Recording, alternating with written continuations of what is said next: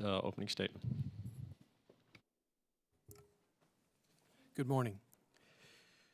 Esteemed members of Congress, on behalf of the U.S. Small Business Administration, our inspirational administrator, Mrs. Linda McMahon, and the longstanding and dedicated team in the Office of Government Contracts and Business Development, thank you very much for the opportunity to meet with you today.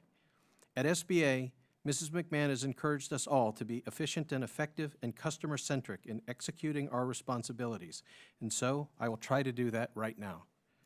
Our team has previously provided a much lengthier written testimony that I understand is already included in the record. Therefore, instead of repeating something that you may have already read, I want to focus on your questions about SBA and how we can best serve the people of Puerto Rico. I will do my best to provide meaningful responses to you today, or if necessary, I will get the response to you as soon as possible. I look forward to working together so that the SBA can continue to help strengthen small businesses and to improve the opportunities for them. I respectfully yield back the balance of my time, and I'm ready for your questions. Mr. Chairman, my witnesses used 6 of their 10 minutes. Should be an example for what witnesses come in and yield back time. I think that everyone's got many questions for what's coming, and I have read through the report, and it's interesting. But I want to go to Mr. Scheer on a couple of things that you said. One of them, and we see this with small businesses, whether it be in Puerto Rico, whether it be here in the States or wherever, access to capital and the requirements to go through to get what you need to do to expand your business and expand the ability to contract and make your business bigger is all part of what you're trying to do, and it's very difficult. It's very difficult for small businesses to kind of work through that system and to make sure that they can dot all the I's and cross all the T's. So, as you said in your opening statement, you wanted a little time, so I'm going to give you a little time to go through that, and then I'll shut you down because I've got other questions. Okay, thank you. First, I'll reference, I'm very glad that you asked questions about the challenges.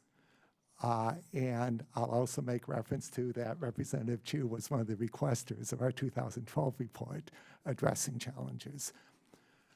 And what we find many times is that the Small Business Act and all the tools available recognize, and I think SBA and other agencies recognize, that there's a need to reach out to small businesses to help them access the federal marketplace.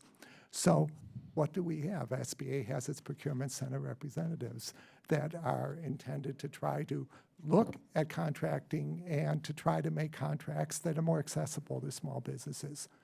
You have offices of small and disadvantaged business utilization that are part of the federal framework, across 24 agencies, to try to reach out, to have matchmaking events, things of that nature.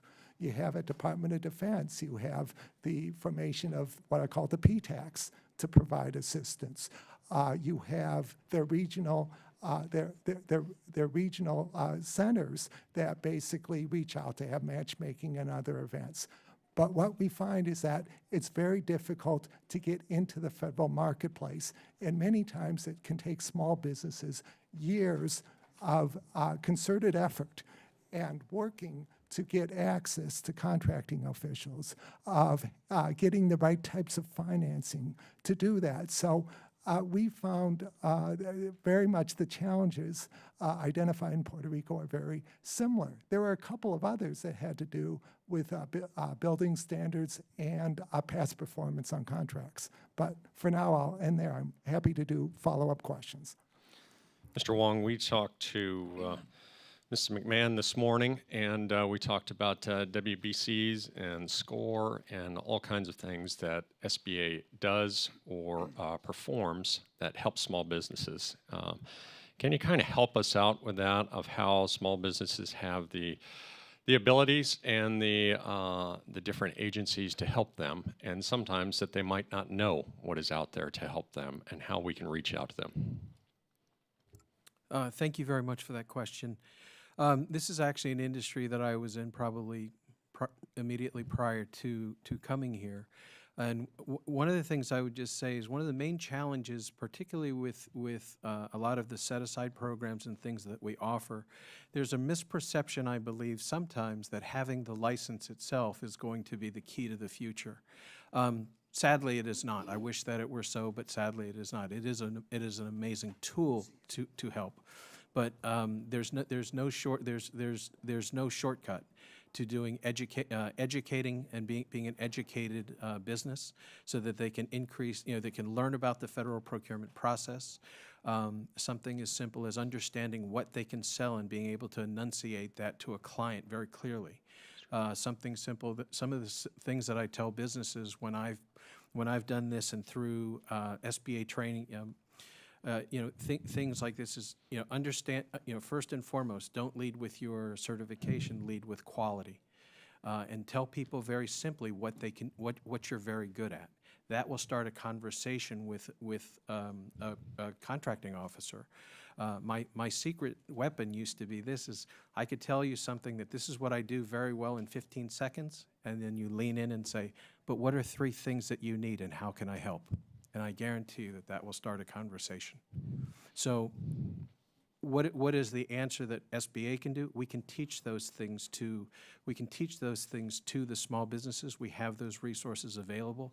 I believe that we have up to 20 resource partners located in Puerto Rico that have all sorts of different ways that people can educate people about the federal procurement process, as well as how to do business and how to grow your business. And I think that's one of the challenges, is getting out the information of what SBA does and all of the resources that SBA has. And sometimes businesses don't think of that. They think of, well, how do I get from A to B? And I've got to do it myself, instead of saying there are resources out there that can help me. And sometimes that's an education issue. Sometimes that's just an advertisement of us telling you, hey, there are resources out there that can help you on these challenges. I'm out of time, so I'm going to now ask Ms. Murphy for her questions. Thank you, Mr. Chairman, and thank you to the witnesses for being here. It's great to see you again, Mr. Scheer, and nice to meet you, Mr. Wong. I'd like to start with something that I mentioned in my opening statement. GAO concluded that the 47% of federal contracting awards to be performed in Puerto Rico go to small firms, which is twice the national average. That's encouraging, but it obscures a larger problem, which namely is that the Puerto Rico receives relatively few federal contracts compared to others, to the states, and 6 of the 10 of those awards are made to off-island firms. Do you have any views on why this is the case?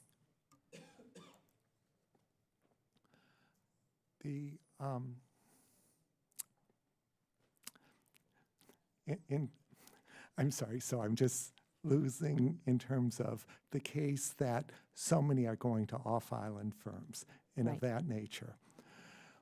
We find that the number that you reference is a fairly high share, but it's hard to say what a fairly high share is. Like, we refer to nationwide as a reference point. We really don't have a benchmark. What I'll point out, which is I think is trying to be informative here, is we have in the appendix to our underlying report, state by state and territory by territory, how those contracts break out. And so you'll see a wide range of variation. But as far as contracts performed elsewhere, what we found, we focus on contract obligations. We're looking at dollars. And what we find is that those dollars that are going to small businesses are, for the most part, going to small businesses that are located in Puerto Rico. In terms of the contract obligations going to small businesses, we focus on contract obligations. So in that sense, you could say they're doing fairly well. As far as how big is the base, in terms of how much contracting is going on that is performed in Puerto Rico, we don't address that question. But one of the things we observe is that that total has actually declined over time, over the last few years. One of the reasons the share went up since 2012 is just because the denominator fell as far as the size of contracting. But I think our findings point to some degree, some successes of small businesses in Puerto Rico of being able to compete for contracts. Great. And my next question is for Mr. Wong. The GAO reports that the federal agency use of the 8A contracting program is higher in Puerto Rico than other SBA designations. You also reported that certified small businesses receive more contract opportunities through full and open competition than the set-asides. This nullifies the effect of any certification and price preference. Given the recent increase in hub zone eligibility, is SBA advocating for federal agency use of hub zone contracting preference to the same extent that they are for the 8A program? With respect, Congresswoman Murphy, I'm not sure, but it would match my hope. I'm responsible for 4 programs, and I want them all to do well. Well, how are the other contracting programs doing, given the high number of eligible veterans and women-owned businesses on the island? That's a good question. I think first and foremost, if I can explain some of the differences between the programs. Our first program and our priority program, in my opinion, or the longest standing program, has been the 8A program. I mean, it's so old that I actually helped to write some of the regulations in 1990. So, but it's been a tried and true vehicle, and I think that what we're trying to do is, I think that every other program is basically based off of that program. It's been around the longest, so it is not a surprise to me that it does better than others. But I think that my personal belief is with the Hub Zone program. I think that it is an equally strong program. We have to do a better job of highlighting a lot of its capabilities, because I think that it has a potential to have equal, if not wider, effect. Great. And given the large number of veterans on the island, what do you think the SBA can do to increase the presence of veteran-owned small businesses? So, I'm sorry for missing that part of the question. We do have a service-disabled veteran-owned program.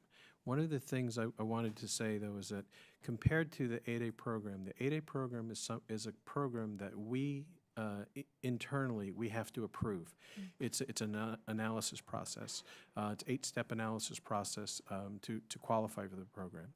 The Service Disabled Veteran Program is a self-certification program. So, in that regard, we have less to do with the certifications. I don't know. I don't know why more companies may not participate in that. But either if they do, then both are qualified to do contracts. Again, it does go back to the number of contracts, the number of opportunities really is based upon the firm's ability to go out, market, and to find contracts. Great. Thank you both. Looks like I'm out of time, so I yield back. Thank you, Ms. Murphy, and we will go to Chairman Bratt for his questions.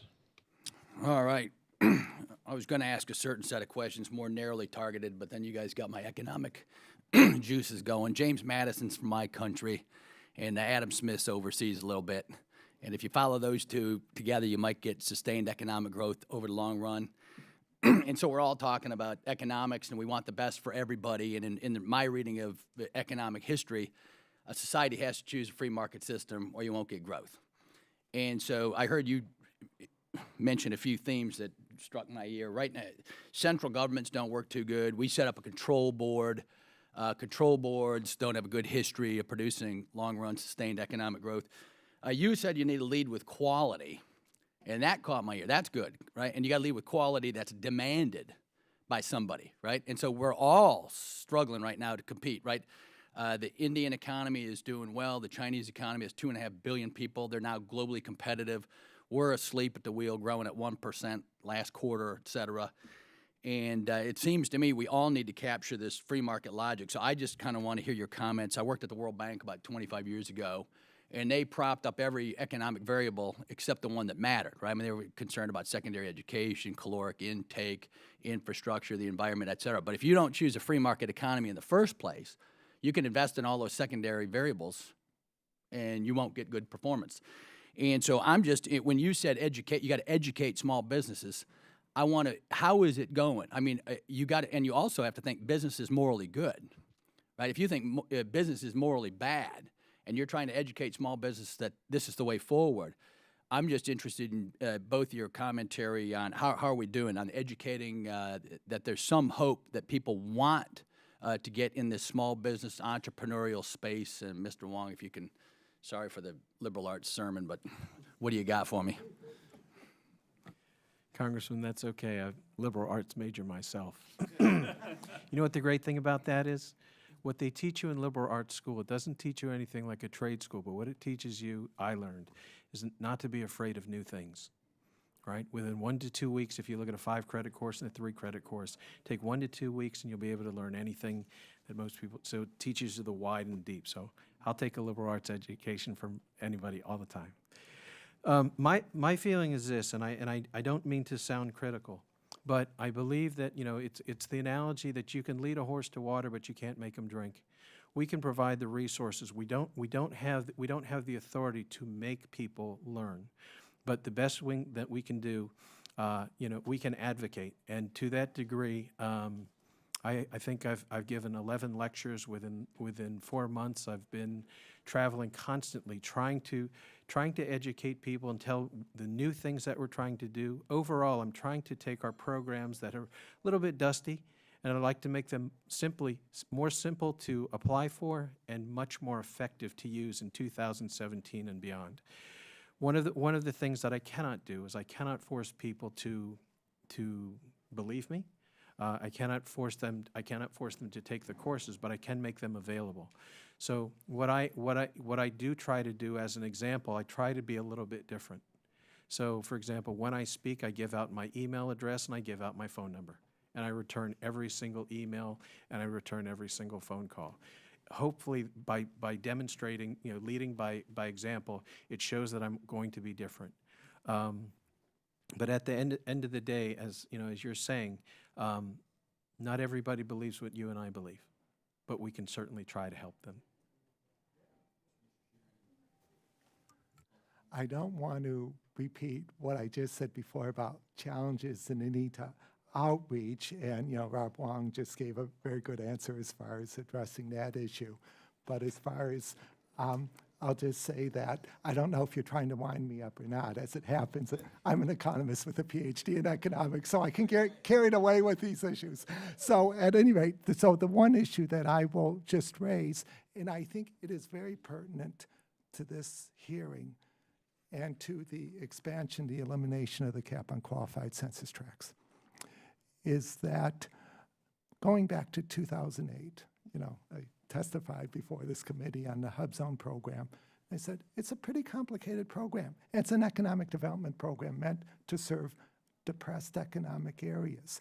And really what is needed is an economics framework to evaluate how well that program is working. And I think that to some degree, that was one recommendation from that report that SBA did not implement.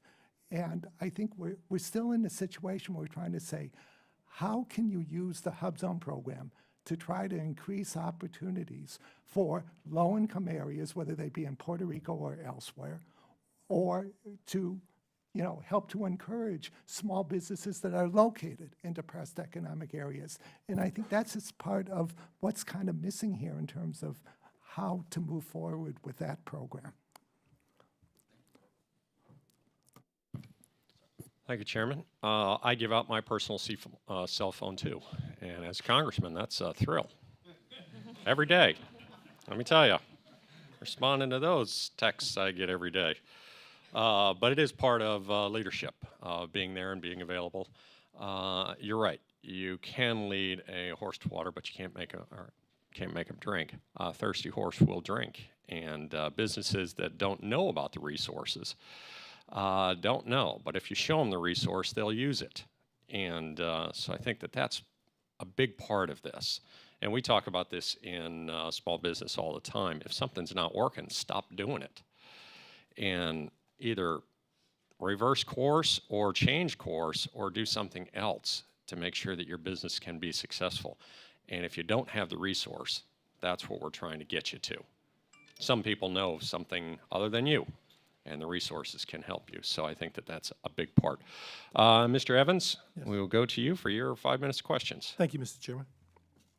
Mr. Wong, It appears that some businesses in Puerto Rico have trouble meeting certain procurement requirements. From your experience, do you feel that these requirements need to be modified so that in terms of location specific? Congressman, if you could be more clear, it would be helpful. Basically, my understanding from listening is the question about procurement requirements. And the question is, particularly for the island of Puerto Rico, should they be modified relating to specifically Puerto Rico because of the location? Well, at this point, I would be hazarding a guess. I probably would want additional information, but in general, this is the way that I would look at things. If you don't have a result that you like, you have to look at what the potential causes are.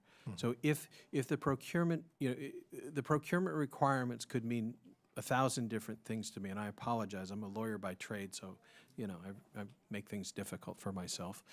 But in general, this is one of the things I think what you might be asking is, can we give part of the thing that we're dealing with in federal procurement is a changing environment. I remember an environment, for example, with 8A set-asides and things like that, where there were lots of them because there weren't very many competitive vehicles. What happens when you make a rule or a law, right? People start to pivot. People start to become tactical, right? People get smarter, right? People get, and people start changing their behaviors.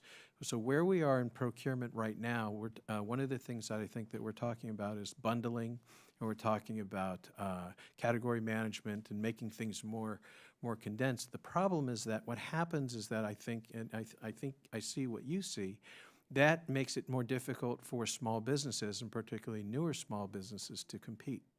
So one of the resources that we have with SBA is the PCRs, and we work in tandem with the OSDBUs. Are you familiar with them?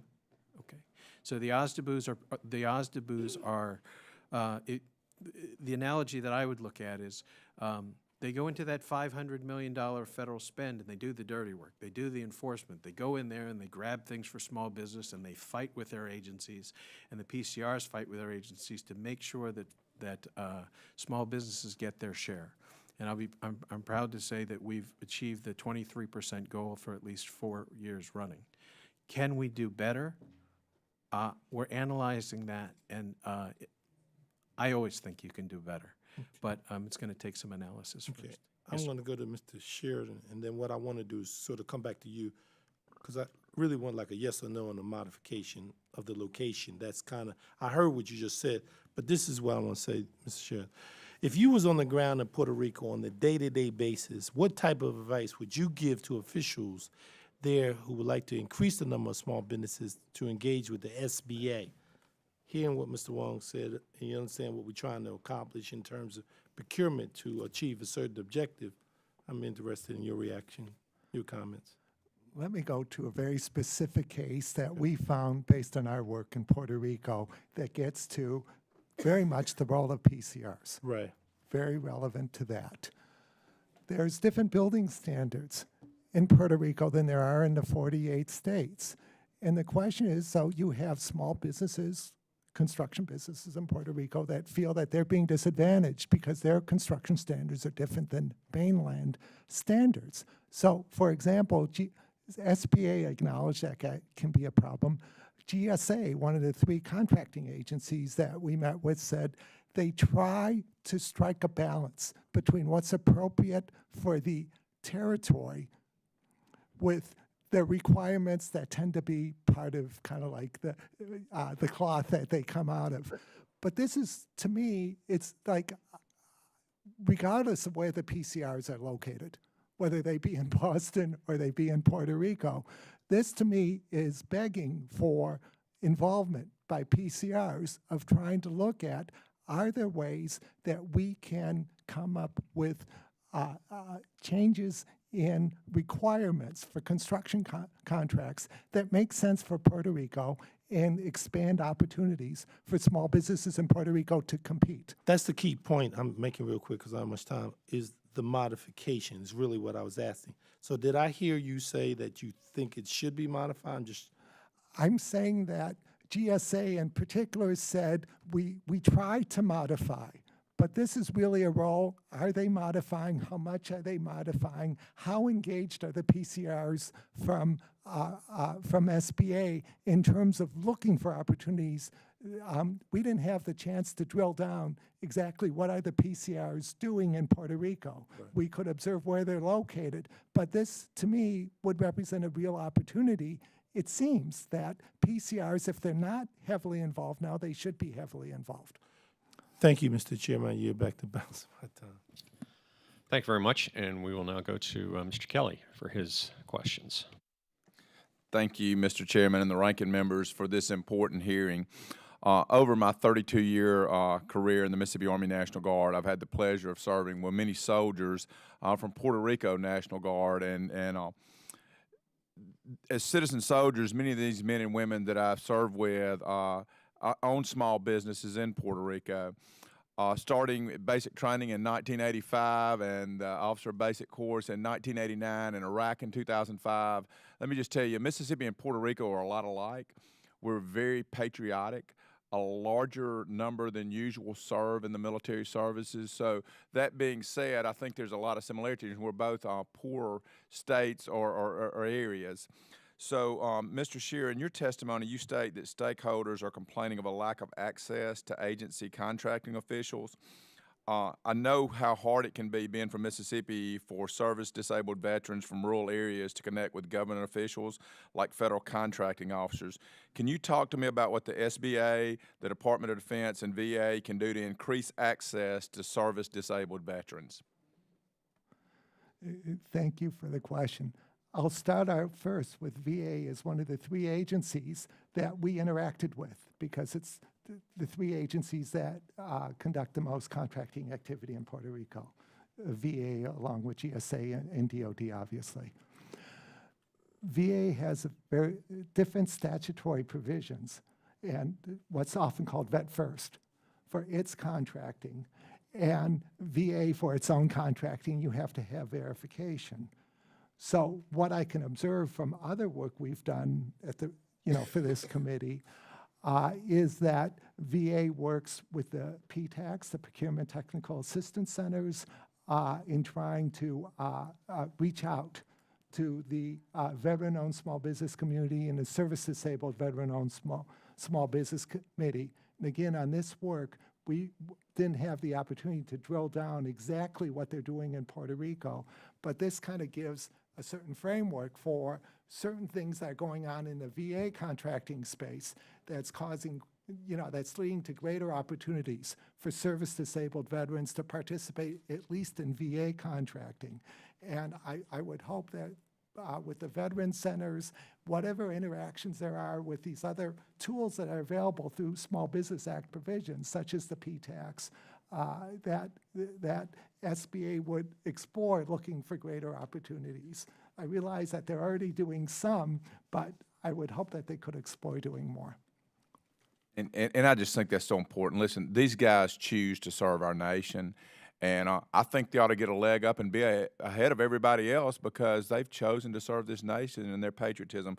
Mr. Wong, I think everyone can agree that Puerto Rico has some unique geographical and economic challenges, as Mississippi has some of those same economic challenges. However, I believe that some of the challenges associated with small business contracting that affect Puerto Rico also affect areas like Mississippi. Only 3 agencies awarded contract obligations to firms in Puerto Rico, and in only 3 sectors: manufacturing, construction, and professional services. Do you see this trend in other economically depressed areas like Mississippi as well as Puerto Rico? With respect, Congressman, I'm not sure at this point. I'm still learning. I've been here 90 days, but it's something that if it's important to you, then it's important to me, and I can take a look at it. Mr. Scheer, do you have any comments on that? Okay.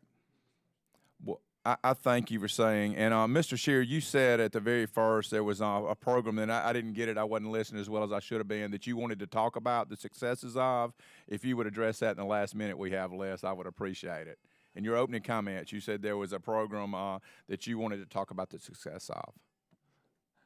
I think one of the things I wanted to talk about was that, you did have small businesses in Puerto Rico that, at least a fair number of them that are successful with small business set-asides, outside of the 4 SBA programs, this as being able to compete for small business set-asides, and also competing in full and open competition. And to me, that just points to the idea is that there's at least some businesses in Puerto Rico that basically have found a way to manage even without preferences, or with just the small business set-asides in Puerto Rico. And hopefully it means that, if there's greater outreach by the agencies and other things, that, that could be something that could be leveraged. And with that, I yield back, Mr. Chairman. Thank you very much. And we will now go to Mr. Lawson for his questions. Thank you very much, Mr. Chairman, and welcome to the committee.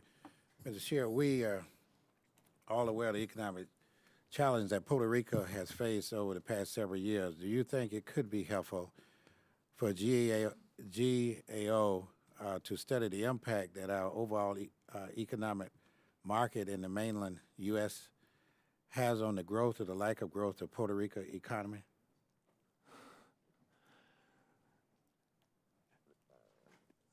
I feel like, I want to become an economics professor again, but it's just one that I'd say that you raise a very good issue. And I think probably the best thing to do in response to that issue, which happens with committee staff all the time, which is there's ideas for GAO work, and I and others that, on our team are always glad to come up and talk about work you might be interested in. So it sounds promising, but beyond that, I'm not that good at thinking on the fly. Okay. Okay. My next question is, Juan, as you know, there are more small businesses in this country than any other type of business, and these businesses provide large support for local economy. It appears that SBA has worked at its full capacity in supporting small business in Puerto Rico, particularly with regard to contracting. Can you describe SBA past effort in Puerto Rico as well as SBA plan moving forward to build a stronger small business industry?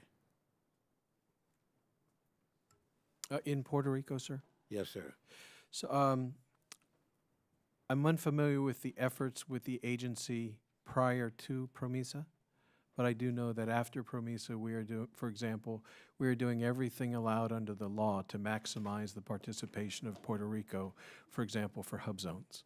Mrs. McMahon has made this a priority. She's gone down to Puerto Rico for a week. She's debriefing me on the issues. Her priorities are my priorities. And so I'm thankful for today's meeting so that, I understand, I'm taking a look at the strategies that we employ. I'm looking at the education that we can provide, and I'm looking at the outreach that we could provide as well. If what we are doing previously is not meeting with satisfaction, then I'm looking for ways to improve that. Okay, and from my research on some of the economic issues with Puerto Rico, it seems that Puerto Rico has a lack of access to a lot of resources, including agency officials' knowledge, financing, and adequate communication with SBA. And I guess this might have a little bit to do with your statement about you can take a horse to the water, but you can't make them drink. And so with that disconnect, how do you think that that can be improved in order to guarantee full accessibility to SBA resources? And let me please clarify, I did not mean that at all in a disrespectful or pejorative way. I know Jeanette Fasano, who is the PCR for Puerto Rico, and I know that she does she does a great job. She's been with the agency for forever. I know that we deal with issues like I think our district office down there is bilingual, so we're trying. We know we have the capability, and if Madam, if that is not true, then we can certainly, that's something easily that we could fix. You have my commitment that I'll look into that. I apologize. But again, I'm still in the analysis phase of what we can do. If this will help, what I used to do is I used to help fix businesses. And what I tend to look is their process and their procedures and things like that. And in this case here, if we're looking at a specific market, then I'm going to take a look at that as a business person, and I'm going to see what is working, what isn't working, those things that, to Chairman Knight's admonition, if it's not working, we're going to stop doing it. But I do believe that going forward, we can always make improvements. Okay, thanks for your answer. And Mr. Chairman, just for a year back, I was talking about a business roundtable that I did in Jacksonville, Florida, and it still is a lot of disconnect, especially in the minority community in the U.S. And I can imagine what the disconnect might be from the distance of being in Puerto Rico, and that's some gap that we have to fill. With that, Mr. Chairman, I yield back.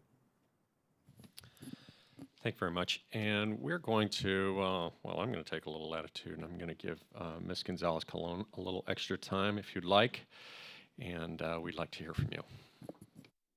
Thank you, Mr. Chairman. And I want to really thank Chairman Chabot and Ranking Member Velasquez and the chairmen of the subcommittee and ranking member for allowing this hearing today regarding the island. As you may know, the situation of the economical crisis in Puerto Rico, it's very important to fix, and having small business being empowered to do that, I think is the key to solve part of that situation. So thank you again to the members of the subcommittee and the committee for having this hearing. And thank you, Mr. Scheer, for having been in my office for more than 2 hours discussing these same aspects and the methodology of the report that you're issuing regarding the SBA. And as you may know, I got a lot of questions and a lot of recommendations.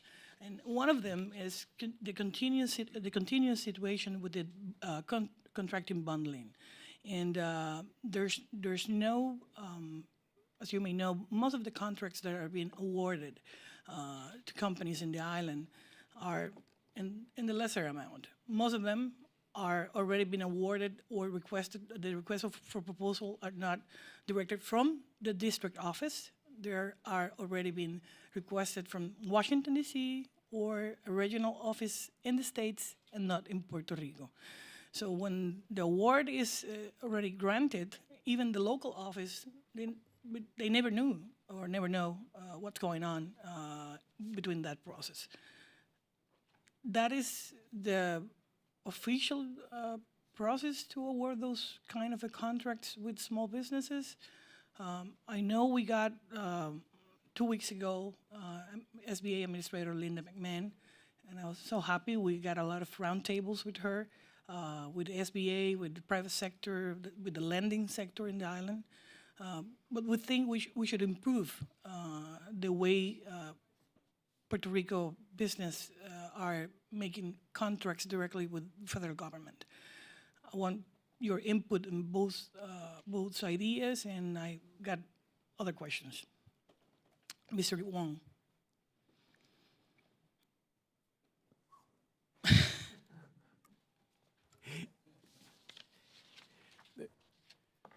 Contracting bundling. Yes.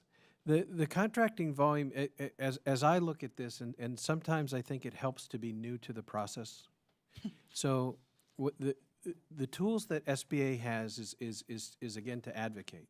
So one of the things that I'm trying to do, for example, with Puerto Rico being the priority for Mrs. McMahon, there are two things that we can do. We can certainly help to improve our programs that will increase education and outreach and things like that going forward to Puerto Rican small businesses. The other thing we can do in terms of contract volume is using the PCRs.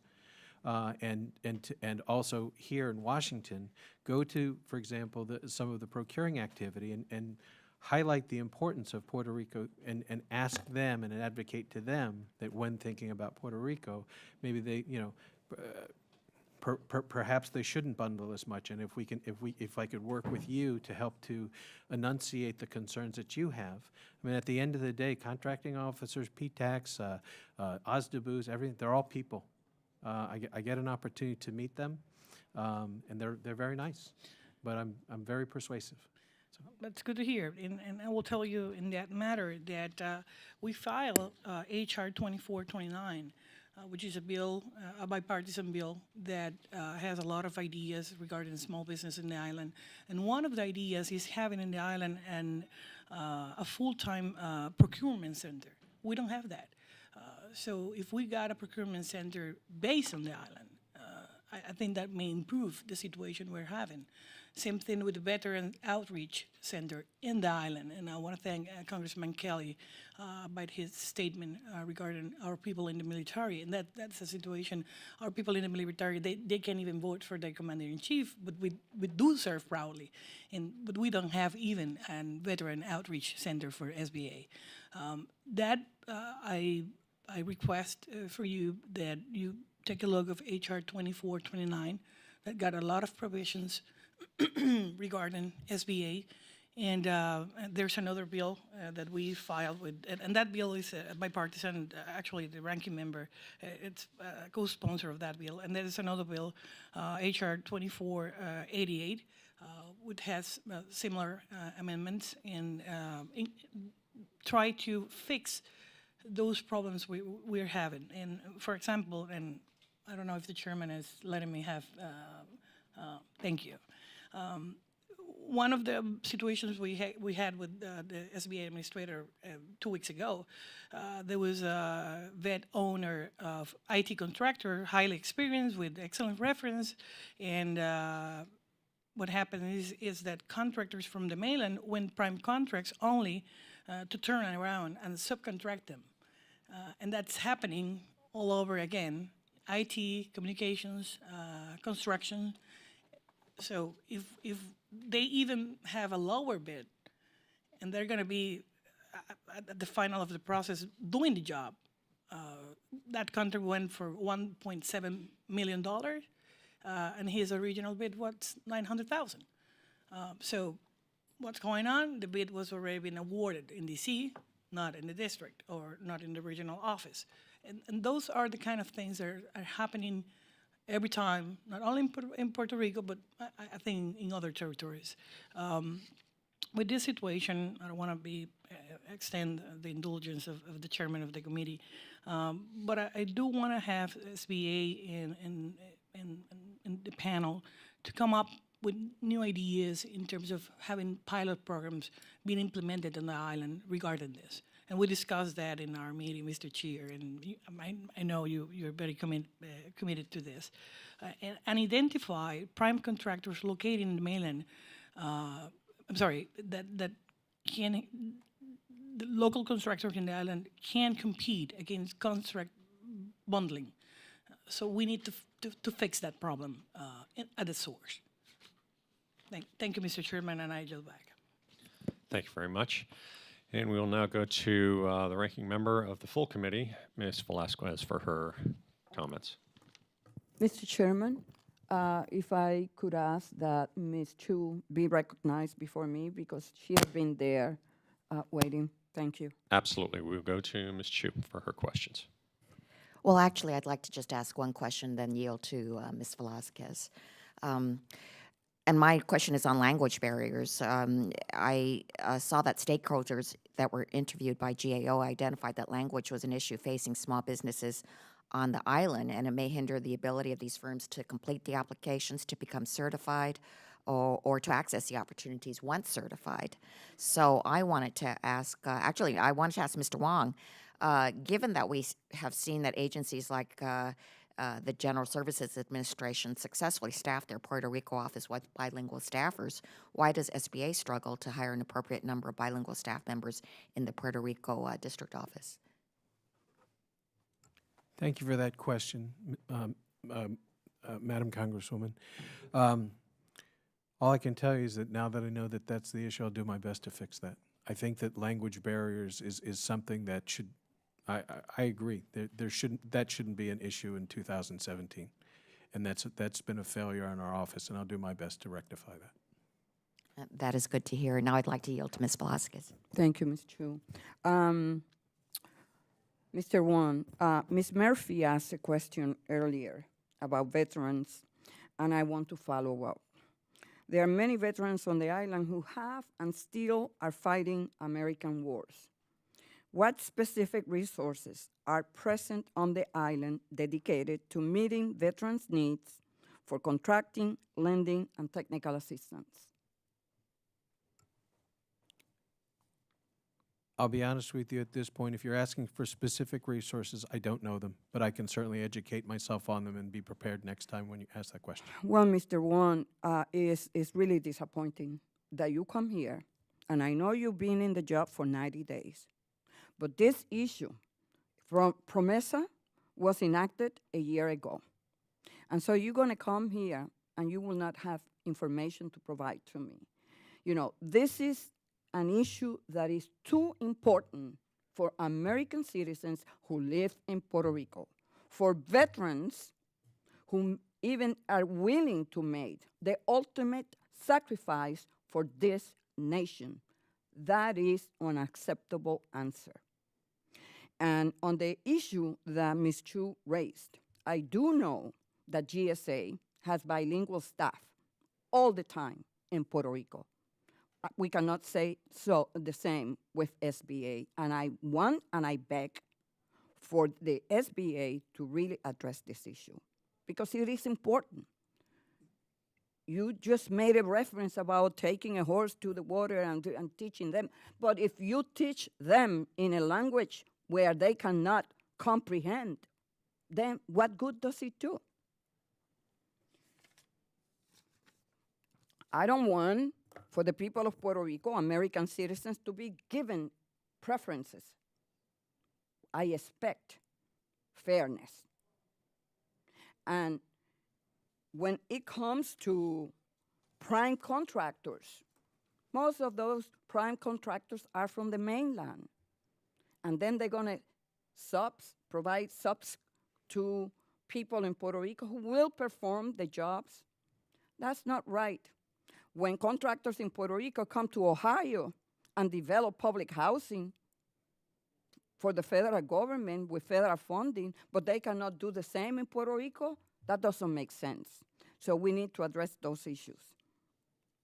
And then we need to have, I just would like, Mr. Chair, that you tell me what non-legislative fixes can be done in Puerto Rico that will help the people of Puerto Rico and the small businesses in Puerto Rico, based on, you know, your research, based on your communications with GSA, veterans, DOD. I think there has to be a lot of focus, first of all, on just the small business community. And, you know, I've had the pleasure over the last, you know, month or so of meeting, you know, Rob Wong, and he's showing an interest in looking into the situation. But it is something that I point to, I don't mean this to be marketing a request, but we haven't looked at the role of PCRs in a number of years generally, much less in Puerto Rico. And the question is, what is the involvement of the PCR in trying to improve opportunities? We're looking at what lessons can be learned about the use of small business set-asides, what can be learned about just generally as far as outreach and working.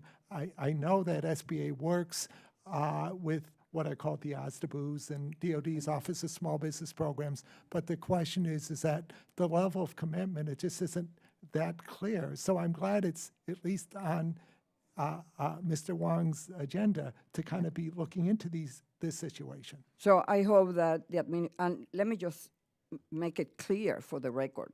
You know, I truly believe that the administrator, Linda McMahon, genuinely cares about what's going on in Puerto Rico. But there is a culture that we need to deal with within the SBA and many other federal agencies.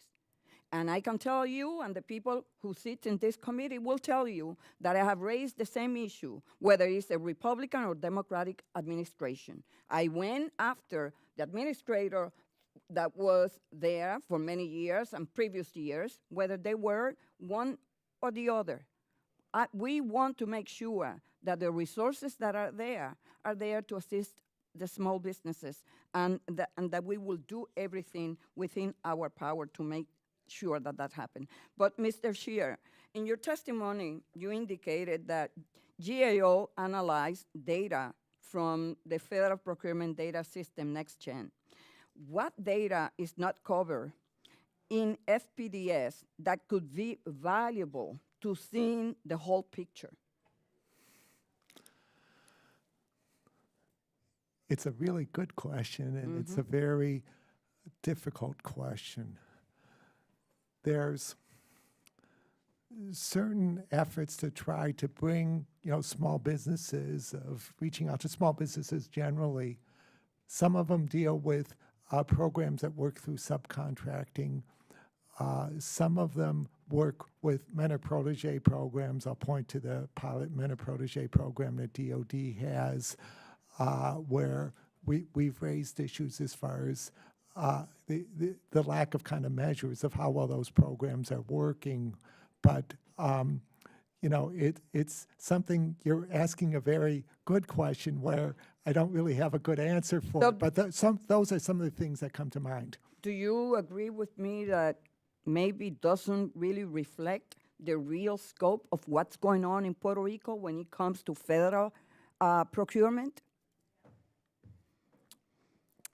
I think that we were focused on contracting obligations, which I would argue that we were focused on the right thing. It's what revenues are being generated for small businesses in Puerto Rico that can help them succeed and can help facilitate economic development. Yeah. So I think we were focused on the right things, but there's other things that are going on, part of the dynamic that would have to be with subcontracting, which we didn't look at, and some other aspects that I think would be important to look at. And then the more general question as far as how do agencies decide what should be procured for performance in Puerto Rico?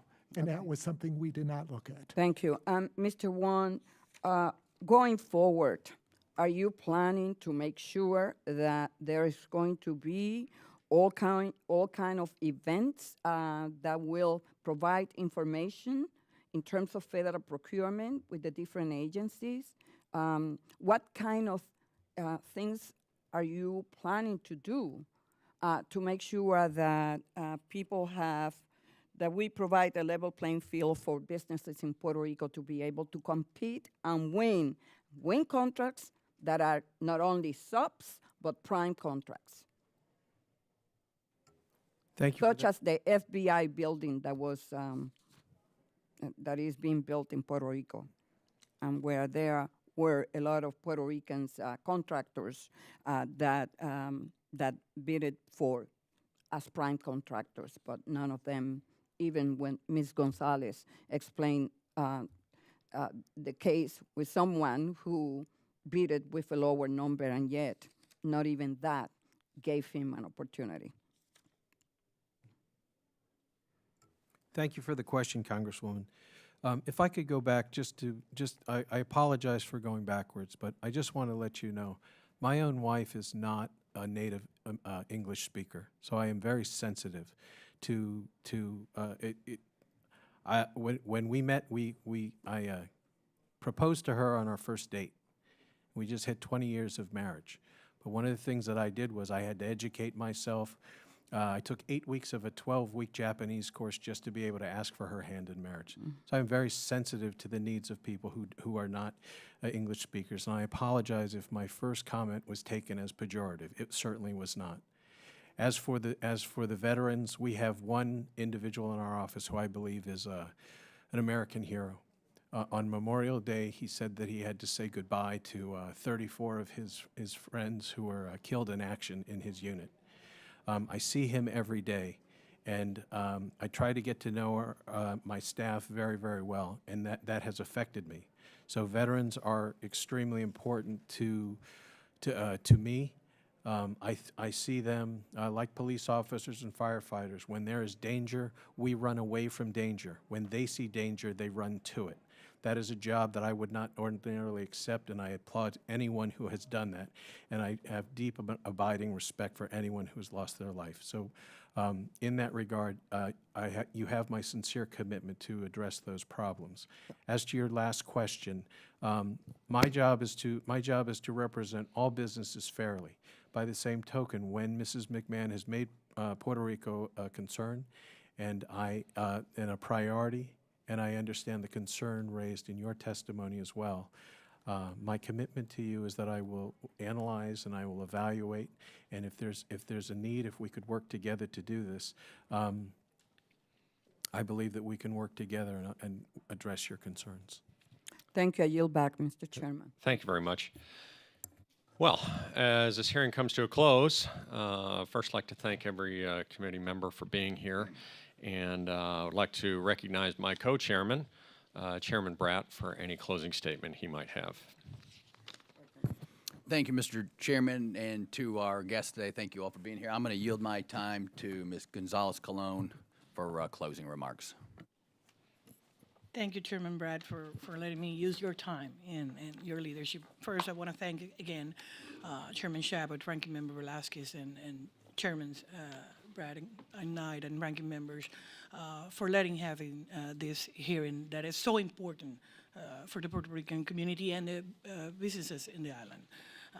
Second, I think it's most important to acknowledge and recognize that under PROMESA, we are looking forward to have the tools to improve our economy. And those tools are going to be in the private sector. So if we don't have the small business area working in the right direction, we will never accomplish that.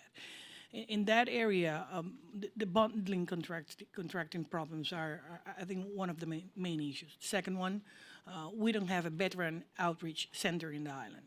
And that's one of the provisions that are included in HR 2429 and in HR 2488, both bills in this committee. Second, we need to have a procurement center in the island. I think that will solve a lot of the issues regarding the federal contracting situations that the island is facing, but it got to be on the island, on site, not in the mainland, because we are facing that kind of problem. Third, one of the similar situations that occurs with the SBA is occurring with the General Service Administration. A supplier such as HP will win the contract to be the GSA supplier and then simply subcontract local companies to do the hands-on service. And as a result, Puerto Rican companies will never get a chance to get listed as a contractor. And that's the problem we are having every time. So I want to thank SBA Administrator Linda McMahon for her commitment and her leadership regarding and facing these issues. We discussed that. We got several roundtables. We even visited the VA hospital in San Juan when she got the opportunity to see those same problems with veterans telling her directly the problems with the contracting services in the island. And I think the SBA now may face that in a more quickly way.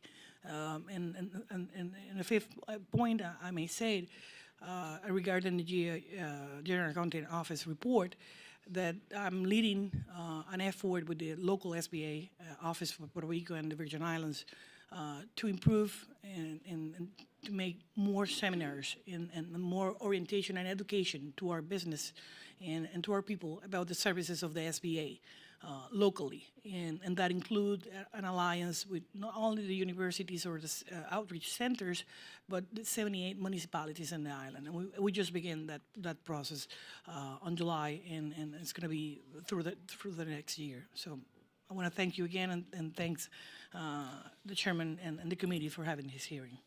I yield back. Thank you very much. And I want to thank our witnesses. Thank you, Mr. Wong, for your coming here today and willingness to understand and to work on some of the problems that that we see today, and also understand that we appreciate what Mrs. McMahon is bringing to the table and her enthusiasm and her commitment to small business. And we appreciate everything that you're doing. Mr. Chair, we appreciate your report as always and your candor in this committee. It's always fun and interesting to hear your opinion on what's going on in the small business world. I ask unanimous consent that members have 5 legislative days to submit statements and supporting materials for the record. Without objection, so ordered. This hearing is now adjourned. Okay. There we go. All right, Steph.